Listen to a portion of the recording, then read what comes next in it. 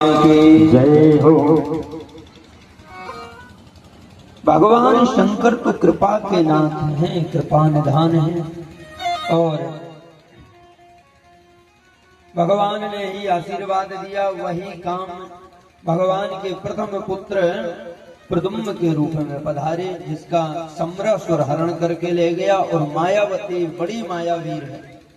नारद जी ने जिस दिन से इसे बताया कि तुम्हारे ही ये पति हैं, उस दिन से अपनी माया के बल पर इसने भगवान के पुत्र के लिए बड़ा विशाल बनाया, अपने ही समान बना लिया। देखते ही देखते नन्हा सा बालक था और महाराज एक दिन में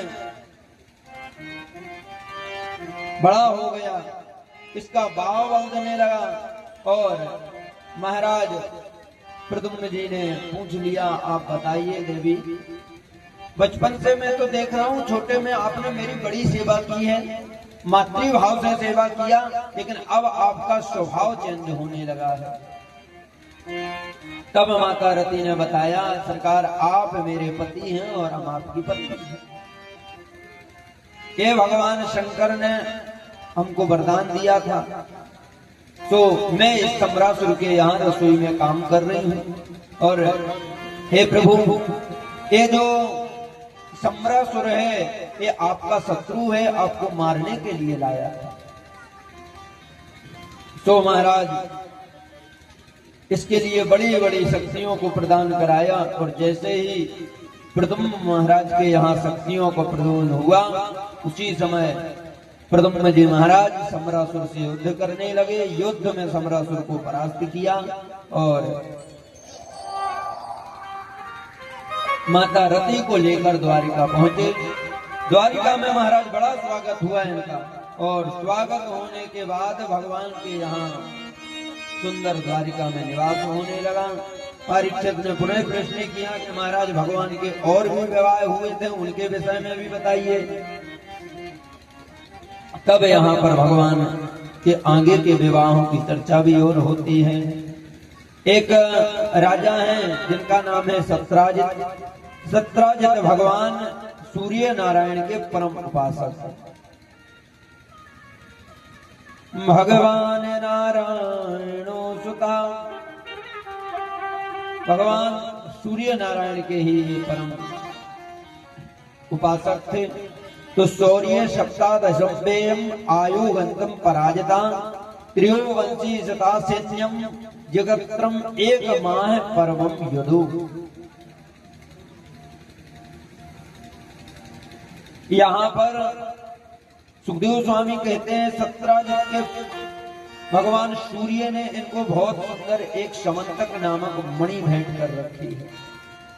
भगवान सूर्य ने एक भेंट मणि की है, जो मणि बड़ी चमकती है। और मणि का पावर ये है कि जिसके गले में मणि रहती है वो परम सुंदर लगता है, उसका कभी बुढ़ापा नहीं आता है। और नित्य वो 8 भार सोना देती है। बोलो राधे राधे।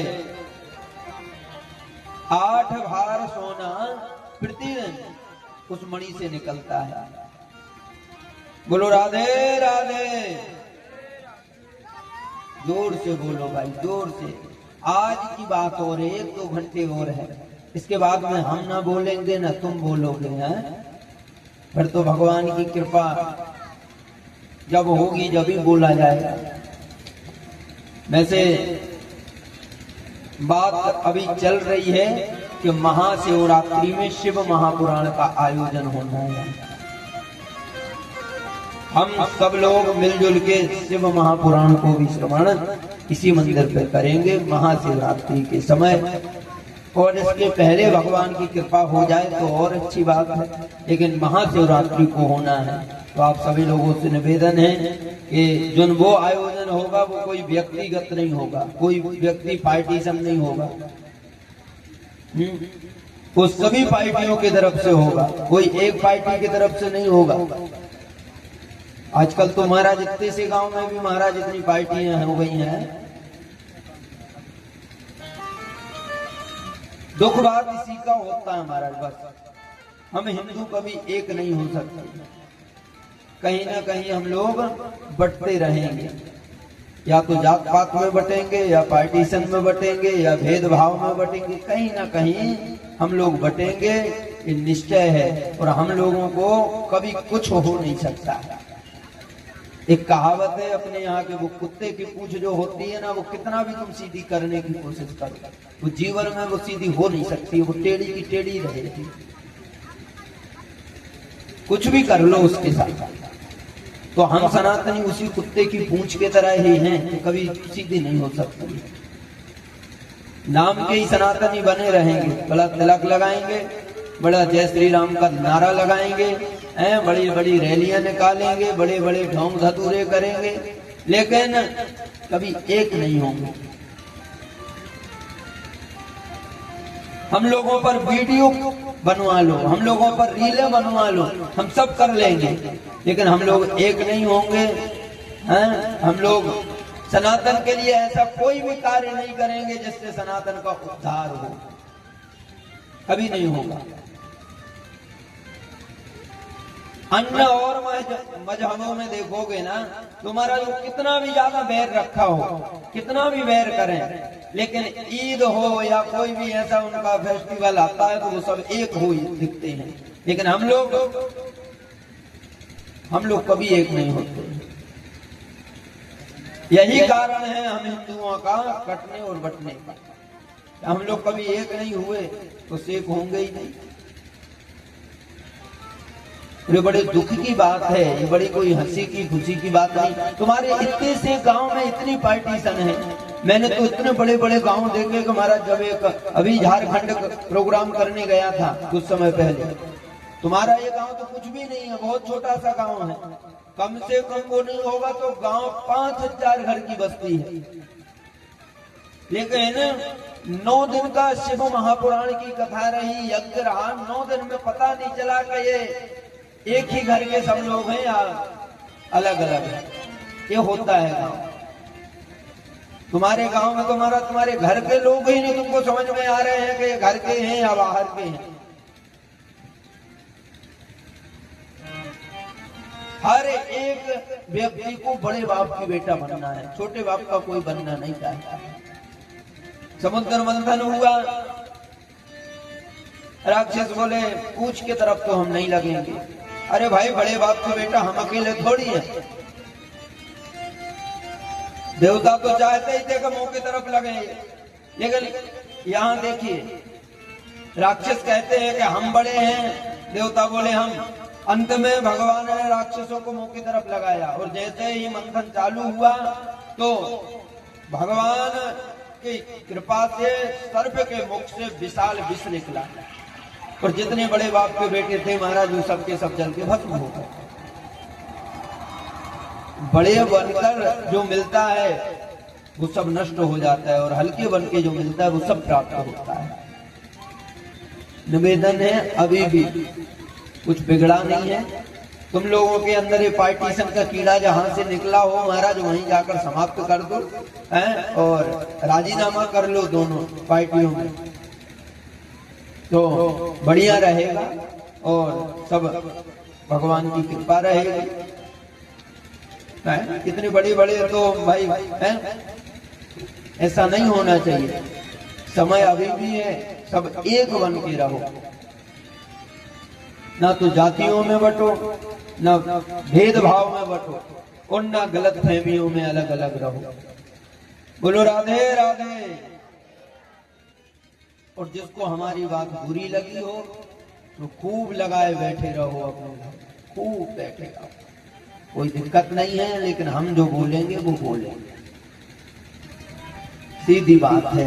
तो जिसको बुरा लगता है अपनी बात, अपने घर में बैठो, कोई दिक्कत नहीं है, लेकिन हम जी हुजूरी करने के लिए नहीं आए हैं। तो महाराज हमें क्या फायदा होता है? हमारे लिए हम धर्म गुरु हैं, धर्म के साथ बोलेंगे, चाहे उसमें कुछ भी हो जाए। ना तो हम कोई पार्टी के प्रचार रखें कि भाई किसी पार्टी की बुराई करते हैं तो उस पार्टी में हम तो जिस पार्टी से हैं तो उस पार्टी ने ही हमको अधिकार दिया है कि जहां गलत दिखे वहां बोल दो, तो हमें इस बात का भी डर नहीं है। लेकिन समय अभी भी है, बटने से अच्छा है कि सब एक होके रहो। भगवान का भजन करो और सभी भेदभाव को मिटाकर एक साथ भगवान की इस नगरी में निवास करो, भगवान कृपा करेंगे।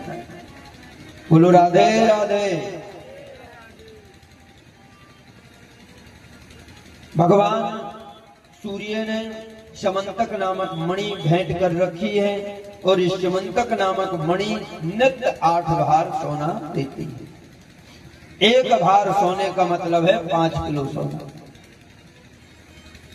अब 8 भार का मतलब होता है 40 किलो। 40 किलो सोना नित्य प्रति ये मणि देती है। लेकिन इस मणि का नियम है कि 21 घंटे एक आसन पर बैठ के इसका जप करना पड़ता है, जब देती है। एक दिन सत्राजित उस मणि को पहनकर भगवान की सभा सुधर्मा सभा में पहुंचा और सुधर्मा सभा में नियम है कि चाहे जितने भी लोग आ जाएं इस सभा में, लेकिन इस सभा में एक कुर्सी पर हमें एक सीट खाली रहेगी। करोड़ों लोग बैठ जाए फिर भी एक सीट खाली रहेगी। ये सुधर्मा सभा का नियम है। ये जैसे ही आया तो भगवान के पार्षदों ने कहा, अरे भैया सत्राजित, इस मणि को रख के तुम करेगा क्या? तेरे यहाँ खाने वाला कोई है नहीं है, इस मणि को तुम द्वारिकाधीश के राजकोष में जमा करवा दो। सत्राजित बोले, बड़े होशियार से दिखते हो तो हम इस मणि को तुम्हारे राजकोष में जमा करवा दें? हम नहीं कराएंगे। अरे 8 बार सोना देती है, साधारण मणि नहीं है, और ये भगवान ने दी है मेरे को, मैं इस मणि को तुम्हारे लिए नहीं दूंगा। और सत्राजित वहां से आकर अपनी पत्नी से जाके बोला, देवी जानती हो द्वारिकाधीश के दर्शन को गए तो उनने मेरी मणि मांग ली। पत्नी बोली, तुमने क्या कहा? बोले, कहेंगे क्या, मैंने मना कर दिया, भाई मणि नहीं देना है मेरे को। पत्नी, इससे भी ये कहा थांगे? बोले, अच्छा किया, क्यों दे हम अपनी मणि? अरे बहुमूल्य मणि है, ये कोई किसी को देने के लिए थोड़ी है। अच्छा हुआ तुमने मना कर दिया। सत्राजित का ही भाई प्रसेनजित उस मणि को धारण करके जब निकला तो सबको बताने लगा, ये मेरे भैया जी की मणि है, 8 बार सोना देती है, नित्य प्रति इसका ये भाव है, पूरे में बताया। लेकिन और तो किसी गांव ने कुछ नहीं कहा। जंगल की ओर जब जाने लगा तो किसी सिंह ने इस मणि को देखा और प्रसेनजित पर आक्रमण कर दिया। प्रसेनजित का वध कर दिया। मणि को जब देखा तो सिंह ने तो मुंह में दबाया, लेकिन वो खाने की वस्तु नहीं निकली। तो सिंह मुंह में दबाकर मणि को जाने लगा। आगे जाके मणि का और भी विधान हुआ और 1 महीने तक महाराज प्रसेनजित का भाई प्रसेनजित गांव नहीं आया। तो सत्राजित सोचने लगा कि मेरे भाई का द्वारिकाधीश ने वध करवा दिया है। पत्नी से बोला, देवी जानती हो द्वारिकाधीश ने मेरे से मणि मांगी और मैंने मणि नहीं दी, मना कर दी मैंने। मेरे को लगता है द्वारिकाधीश ने मेरे भाई का वध करवा दिया और मणि अपने कब्जे में कर ली है। पत्नी बोली, अरे राम राम राम, कितना नाम सुना था मैंने द्वारिकाधीश का और ऐसे काम किए उनने। मणि के लिए मेरे भाई का आपके भाई का वध करवा दिया। अब तो ये दुखी होने लगी। सत्राजित बोला, देवी दुखी होने की बात नहीं है, ये बात अभी सिद्ध नहीं हुई है। मैंने तुमको ये बात इसलिए बताया है कि मेरे को शक हो रहा है, लेकिन तुम किसी से मत बताना, ये बात अभी सिद्ध नहीं है। अरे अब इसकी पत्नी बोली, क्या बताना, मैंने तुम्हारी कभी किसी को बात बताई है? ये क्या बात है, तो घर के राज है, नहीं बताऊंगा। लेकिन माताओं का स्वभाव होता है, वो कहां तक बेचारी अपने पेट में बात बचा सके। माताओं से कह दो ये देवी किसी को बात बतानी नहीं है, तो फिर वो बात और जल्दी फैलती है। अब इससे कह दिया बताना नहीं है तुम्हारा, जो और पहले पहुंची अपनी सहेली के पास। बेटी बेटी बोली, जानती हो अब इसकी सहेली में क्या? अरे वो मेरे पास एक मणि थी पति के पास, 8 बार सोना देती थी, सूर्य भगवान ने दी थी। हाँ हाँ सुना तो है मैंने। सो क्या हुआ? अरे द्वारिकाधीश ने वो मणि मेरे से मांगी पति से, तो उन्होंने मना कर दिया वो मणि देने को। फिर मणि को मना कर दिया तो प्रसेनजित के भाई जो हैं वो मणि को पहन के गए और मेरे को द्वारिकाधीश ने वो मणि अपने कब्जे में कर ली और भाई को मरवा के फेंकवा दिया कहीं। ऐसी बताई महाराज। अरे राम राम राम राम, ये भी बात अभी सिद्ध नहीं हुई है। मेरे पति ने तो मना किया था बताने को, लेकिन तू मेरी बेस्ट फ्रेंड है, तेरे बगैर मैं पूछे कुछ काम करता नहीं। तो एक काम कर, मैंने तेरे को बताया, अब तू किसी को मत बताना। इसकी सहेली ने भी वही डायलॉग ऐसे चिपकाया, तेरी बात में कहां बताऊं। हम दोनों के बीच में कितने राज दफन हो गए, आज तक किसी को पता नहीं चल। ये क्या बताऊं, इसने अपनी सहेली से बताया। कर्ण कर्ण जपन जना, कानों कानों के द्वारा वो द्वारिकाधीश के कान में बात पहुंची। अब द्वारिकाधीश के कान में बात भी ये पहुंच गई कि बताओ मैंने चोरी की नहीं, इल्जाम मेरे को चोरी का लग रहा है। अब देखो इसमें मेन भूमिका निभाती है पब्लिक। जहां राजनीति हो महाराज वहां पब्लिक पहले नहीं है। और पब्लिक की हवा ऐसी होती है कि जहां पब्लिक के लिए उसको ये नहीं पता महाराज कि ये सत्य है या असत्य है क्या है, वो जिस तरफ पब्लिक की हवा चल जावे महाराज वो समझो को विजय श्री को प्राप्त करेगा। चुनाव होता है ना, तो पब्लिक का जिस साइड रुझान ज्यादा होता है समझो वही राजा बनना है। तो ये जो जितनी द्वारिका की पब्लिक है भगवान से खूब प्रार्थना करती है, बड़ी भगवान को मानती है, जय जयकार करती है द्वारिकाधीश की। लेकिन आज इतनी सी चिंगारी पब्लिक के बीच में पहुंच गई तो यही पब्लिक भगवान को हरी घोटी सुनाने लगी। अरे राम राम राम, द्वारिकाधीश तो हमारे भगवान थे, हमने बड़ा माना था उन्हें, लेकिन बताओ ऐसे काम किए, एक मणि के लिए सैरजत का वध करवा दिया। अरे राम राम राम राम, जितना मेरा भाव था द्वारिकाधीश के सब नष्ट हो गया। आज के बाद में उनके दर्शन के लिए नहीं था, पूरी भक्ति उनने वहीं समाप्त कर दी। धीरे धीरे करके ये बात द्वारिकाधीश के यहाँ पहुंची। द्वारिकाधीश ने ब्राह्मणों को बुलाया, बताओ महाराज कुंडली में कौन सा ग्रह दशा ऐसी बन गई जो ये बड़ा कलंक मेरे लिए लगने लगा। क्या बात हो गई है। पंडितों ने जब देखा बोले महाराज लगता है तुमने चौथ का चंद्रमा देख लिया है। चौथ का चंद्रमा बड़ा खतरनाक होता है। चौथ का चंद्रमा जब आता है तो महाराज उस समय हमको चौथ का चंद्रमा नहीं देखना चाहिए ना, जो कलंक नहीं तुमने किया वो भी लगी।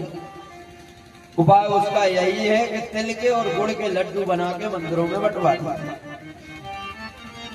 तिल के लड्डुओं का दान करना चाहिए अगर चौथ का चंद्रमा तुमने देख लिया है तो। भगवान ने भी यही किया, तिल के लड्डू बनवा के बंटवाए।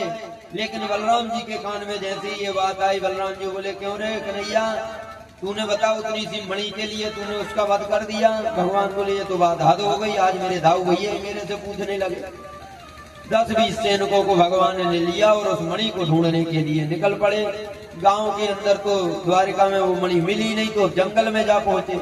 जंगल में जब जाके देखा तो एक जगह पर प्रसेनजित की हड्डियां पड़ी हुई हैं। वहां मणि तो नहीं मिली, लेकिन वहां से शेर के पंजों के निशान दिखाई दिए। भगवान उस सिंह के पंजों के पीछे पीछे गए तो आगे जाके देखा कि सिंह भी मरा पड़ा है, वहां शेर भी मरा पड़ा था। शेर के यहाँ देखा तो वहां भी मणि नहीं मिली। शेर के यहाँ से भालू जी के पैरों के निशान दिखाई दिए तो उनके पीछे पीछे पहुंचे। अब जब भालू जी के पैरों के पीछे पीछे निशानों के पीछे पीछे पहुंचे तो एक वो गुफा में चली गई।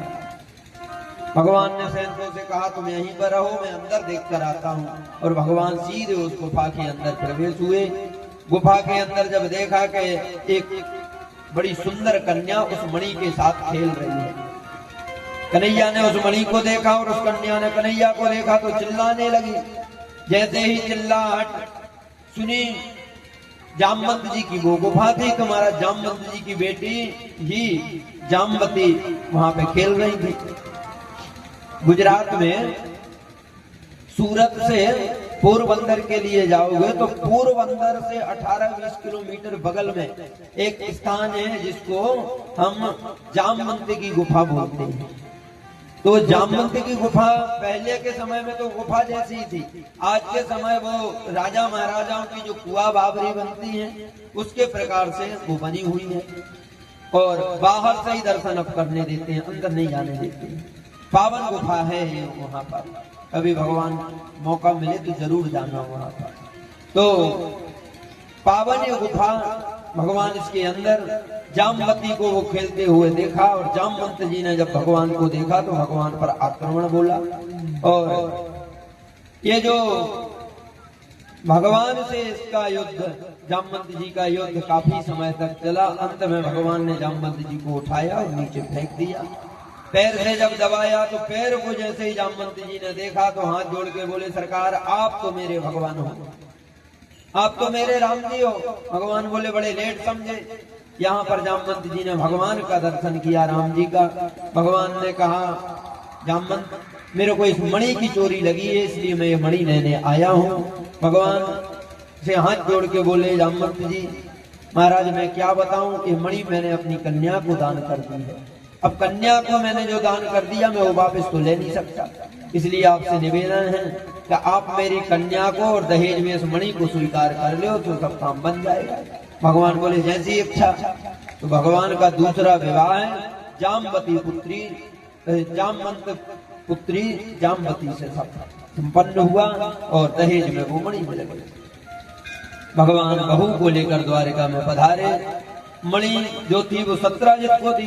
तो पब्लिक का रुझान फिर बढ़ गया महाराज। अब देखो पब्लिक फिर हो गई चालू, द्वारिकाधीश की तरफ हुई, अरे राम राम राम राम राम, अरे दुष्ट सत्राजित बड़ा पापी है, द्वारिकाधीश भगवान के लिए इसने चोरी का इल्जाम लगाया, अरे इसे चुल्लू भर पानी में डूब के मर जाना चाहिए था। इतनी गाली सुनाई कि इसका घर से निकलना बंद हो गया। एक दिन सत्राजित कंबल में अपने मुंह को छुपाकर आया, भगवान से बोला, सरकार मैं तो गाली खा खा के मर जाऊंगा। भगवान बोले क्यों? अरे बोले क्या बताऊं, जिस जो भी देखता है वही गाली देता है। भगवान बोले तो हम क्या करें? बोले आप एक काम करो, मेरे से कोई संबंध बना लो। अगर आप संबंध बना लोगे, संबंधी बन जाएंगे, तो फिर लोग मेरे को गाली नहीं देंगे। भगवान बोले कैसा संबंध? बोले हमारी ही एक बेटी है जिसका नाम है सत्यभामा, सत्यभामा से आप विवाह कर लो, और जब बल्दे में आप मेरे दामाद लगने लगोगे तो लोग मेरे को गाली नहीं देंगे। भगवान बोले ठीक है। तो भगवान ने तीसरा विवाह सत्यभामा के साथ संपन्न किया। सत्राजित बोला ये मणि ले लो दहेज में। भगवान बोले मणि अपने पास रख, इसी मणि के चक्कर में तो हुआ है ये सब, मेरी जीवन खराब कर दिया इस मणि ने। सत्राजित बोला लेकिन सरकार मैं इस मणि का करूं क्या? बोले कोई दिक्कत नहीं है, इसमें 21 घंटे बैठकर जाप तुम करो और जितना इसमें धन निकले वो सब हमको लाके दे देना।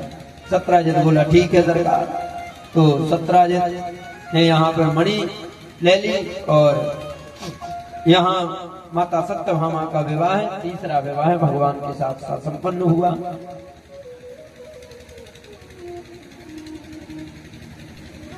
आगे चल के भगवान एक बार द्वारिका से इंद्रप्रस्थ पधारे। जैसे ही इंद्रप्रस्थ आए भगवान, तो इंद्रप्रस्थ में यमुना जी के किनारे पर एक कन्या को भगवान की तपस्या में लीन देखा। अर्जुन ने जाके पूछ लिया, देवी आप किसके लिए तपस्या कर रही हैं, किसका तप कर रही हैं, आप बताइए। तब इस कन्या ने अपना परिचय दिया और बताया, अहम देवस्य सविता दुहिता में पतिमक्षमा विष्णु वरेण्यं वदनम तपः परमं संसता। हे महाराज मेरा नाम, मैं अहम ही देवस्य सविता, मैं भगवान सूर्य की पुत्री हूँ और यमराज की बहन हूँ। मेरा नाम है कालिंदी और भगवान विष्णु को ही वर के रूप में चाहती हूँ, इसलिए मैं तप कर रही हूँ। अब अर्जुन ने जाके भगवान को बताया, प्रभु ये भी तुम्हारे लिए ही तप कर रही हैं। तो भगवान बोले करवाओ मेरी मित्रता। अर्जुन ने जाकर जब मित्रता करवाई तो भगवान ने कालिंदी के साथ भी चौथा विवाह संपन्न कर लिया। बोलो राधे राधे। भगवान का चौथा विवाह कालिंदी के साथ संपन्न हुआ। उज्जैन देश के दो राजा हैं जिनका नाम है बिंद और अरविंद। इनकी इकलौती बहन है जिसका नाम है मित्रविंदा। ये बिंद अरविंद चाहते हैं कि मैं अपनी बहन का विवाह दुर्योधन के साथ कर दूं, लेकिन दुर्योधन के पहले भगवान द्वारिकाधीश मित्रविंदा को दिखे तो मित्रविंदा ने अपने जो गले माला जो दुर्योधन के गले में डालनी थी वो भगवान के गले में डाल दी। दोनों भाइयों ने भगवान का विरोध किया तो दोनों भाइयों को भगवान ने मजा सिखाया और भगवान मित्रविंदा को लेकर द्वारिका में आए। इस प्रकार से 5वां विवाह भगवान का मित्रविंदा के साथ हुआ। एक थे महाराज कौशलेंद्र नंद, जिनका नाम है नग्नजित, जिनकी बेटी का नाम है सत्या देवी। इनकी प्रतिज्ञा है क्योंकि इनके पास 7 बलिष्ठ बैल हैं। इनके मन में भी विचार आया कि जो पुरुष इन 7 बैलों को एक साथ नाथ देगा, मैं अपनी पुत्री का विवाह उनके साथ कर दूंगा। बड़े बड़े राजा आए महाराज, लेकिन कोई भी 7 बैलों को एक साथ एक रस्सी में न नाथ पाया। अंत में भगवान आए, भगवान ने 7 रूप रखे और एक साथ 7 बैलों को नाथा। भगवान का 6वां विवाह हुआ सत्या देवी के साथ, 7वां विवाह हुआ भगवान का भद्रा के साथ और 8वां विवाह हुआ भगवान का लक्ष्मणा के साथ। ये भगवान के 8 विवाह अलग अलग हुए और 8 पटरानियों के साथ भगवान ने संपन्न विवाह किए। 16,100 कन्याओं से भगवान ने एक साथ विवाह किए। यहाँ पर परीक्षित ने प्रश्न किया, महाराज 16,100 विवाह भगवान ने कैसे संपन्न हुए? तब बताया कि एक भूमि से उत्पन्न एक भूमासुर नाम का राक्षस है। ये इसका नियम है कि ये 16,108 विवाह करना चाहता है और ये प्रत्येक राज्य में जाता है, प्रत्येक राज्य के राजा को हरा देता है और वहां से जितनी राजकुमारियां उस महल में होती हैं उन राजकुमारियों का हरण करके अपने यहाँ लाता है और बंदी गृह में बंदी बना के रख लेता है। एक दिन द्वारिकाधीश के कान में उनकी बात पहुंची, क्योंकि उन कन्याओं ने सुना कि इस समय हमको अगर कोई बचा सकता है तो वो है द्वारिकाधीश। सभी कन्याओं ने भगवान से प्रार्थना की, हे द्वारिकाधीश हम सबकी रक्षा करो। भगवान तो सब जानते हैं। भगवान के कान में बात आई और सत्यभामा को लेकर भगवान आज इसके यहाँ पहुंचे। ये सत्यभामा जो है ये माँ जगदम्बा पृथ्वी का ही स्वरूप है और जब ये भस्मा ये भौमासुर प्रकट हुआ तब आकाशवाणी हुई कि ये द्वारिकाधीश के हाथों से इसकी मृत्यु होनी है। लेकिन द्वारिकाधीश से माता पृथ्वी ने कहा कि मेरे पुत्र का आप वध नहीं करोगे। भगवान बोले, देवी ऐसा तो होता नहीं है।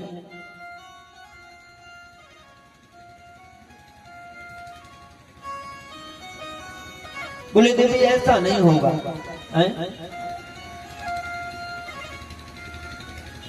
भाई जो विधान है वो तो करना पड़ेगा, जैसा है वो तो होगा। इनकी मृत्यु अगर मेरे ही हाथ से है तो देवी मैं भी कुछ नहीं कर सकता, इनको मरना ही पड़ेगा। लेकिन देवी हम आपको वचन देते हैं, जब तक आप नहीं बोलोगे जब तक आपके पुत्र को नहीं मारूंगा। अब जब ये कहने लगी, जब मैं बोलूंगा नहीं जीवन में, कौन मां कहेगी कि मेरे बेटे का वध कर दो? मैं कभी कहूं नहीं, इसलिए मेरा पुत्र का वध होना नहीं है। और द्वारिकाधीश को लेकर सत्यभामा और द्वारिकाधीश दोनों ही गरुड़ पर बैठकर इसके यहाँ पहुंचे। इसके यहाँ एक बहुत विशाल 5 फन वाला नाग है जिसका नाम है मुर। जैसे ही भगवान को देखा इसने मुर ने और भगवान पर आक्रमण किया। भगवान ने अपने सुदर्शन से मुर दैत्य का वध किया। भगवान का नाम हो गया मुरारी। बोलिए मुरारी भगवान की। मुर दैत्य का वध करने के बाद ही भगवान का नाम हुआ है मुरारी। सत्यभामा को लेकर जैसे ही भगवान गए तो इस भौमासुर ने भगवान पर आक्रमण बोले और जब भगवान को ये दशा देखी तो सत्यभामा कहती है, सरकार क्यों इसके साथ खेल कर रहे हो, इसका वध कर दो। भगवान बोले, यही तो हम चाहते हैं कि देवी आप बोलो और मैं इसका वध कर दूं। तुरंत भगवान ने सुदर्शन संभाला और इस भौमासुर का भी वध कर दिया।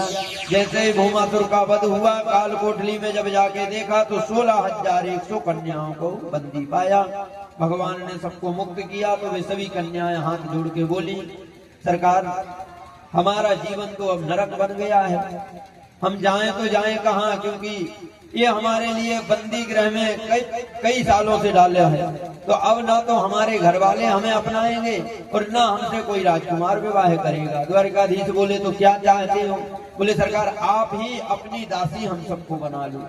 भगवान बोले कोई बात नहीं देवियों, आपकी इच्छा है तो आप सबके सब चलो हमारे साथ। और द्वारिकाधीश सब रानियों को लेकर आए। कालांतर में सुखदेव स्वामी कहते हैं परीक्षित, भगवान ने प्रत्येक रानी को प्रत्येक महल की व्यवस्था दी, प्रत्येक रानी को एक एक महल बनवाया और सब सानंद उस महल में भगवान के साथ निवास करने लगे। अनंत भगवान की लीलाएं और कथाएं, जैसे ही इन लीलाओं को श्रवण करते हैं तो बड़ा भाव उत्पन्न होता है। सुखदेव स्वामी कहते हैं परीक्षित, कालांतर में भगवान के यहाँ 10-10 पुत्र और एक एक पुत्री का जन्म हुआ।